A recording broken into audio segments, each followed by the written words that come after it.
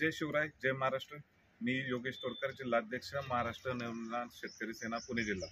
त्याचप्रमाणे माझ्या समेत जय शिवराय शेतकरी संघटनेचे राज्याध्यक्ष, संस्थापक अध्यक्ष, आमचे मार्गदर्शक सन्माननीय डॉक्टर गणपतराव डोंगरे साहेब हे देखील आहेत। आजचा जो विषय आहे, आम्ही कुकडी पाटबंधारे विभागाच्या कार्यालयामध्ये या ठिकाणी आलो होतो।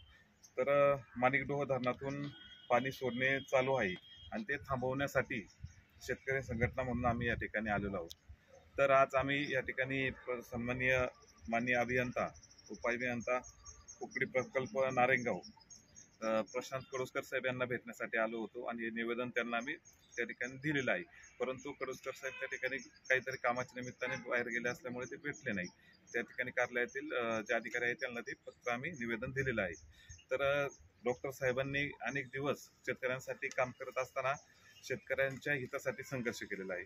तर डॉक्टर साहेबांनी पाण्यासंदर्भात अशी भूमिका घेतली की जर धरणातलं पाणी हे खालील तालुक्यांमध्ये जर गेलं तर निश्चितपणे शेतकऱ्यांना, आपल्या जुन्नर तालुक्यातल्या शेतकऱ्यांना पाण्याचा तुटवडा निर्माण होईल आणि शेतकऱ्यांचं पाणी न मिळाल्यामुळे पिकं जळून जातील आणि शेतकऱ्यांचं आर्थिक नुकसान होईल। म्हणून त्यांनी हा जो काही लढा आहे तो चालू केलेला आहे आणि त्या लढ्याला आम्ही त्या ठिकाणी त्यांच्या बरोबर नेहमी असतोच। त्यांनी कुठलंही आंदोलन पुकारलं त्या आंदोलनाला साथ द्यायची जबाबदारी आमची असते। शेतकरी म्हणून शेतकऱ्यांचा कुठलाही आंदोलन असो, शेतकऱ्यांचा कुठलाही प्रश्न असो, त्या प्रश्नासाठी धावून जाणं हे आमचं काम आहे। आणि त्यामुळे शेतकरी ज्यावेळेस आम्ही शेतकरी प्रतिनिधी म्हणतो, शेतकरी नेते म्हणतो, शेतकरी नेतृत्व म्हणतो, त्यावेळेस शेतकऱ्यांसाठी लढणं हे आमचं कर्तव्य आहे।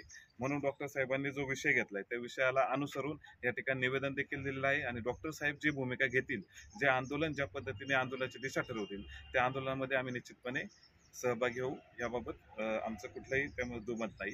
मी आता डॉक्टर साहेबांना विनंती करतो त्यांनी आपलं जी काही भूमिका आहे ती स्पष्ट करावी। आपल्या जुन्नर तालुका, जुन्नर आंबेगाव तालुका मध्ये 100 एकर जमीन असेल तर 99 एकर जमिनीमध्ये बागायत केलं जाते। कोबी, फ्लावर, ऊस, भेंडी असे प्रकारचे जो माल होतो, 1 इंच जमीन सुद्धा शिल्लक नाही। आणि इकडे पूर्व भागामध्ये 100 एकर जमीन किती 8च एकर बागायत आहे। बाकीचं पाणी ओढ्या नाल्यांना चालले, सरळ ओढे भरून भरून वाहत आहेत। मग ते पाणी तुम्ही याच्यामध्ये ओढ्या नाल्यांना सोडण्याकरता धरणं बनलीत का?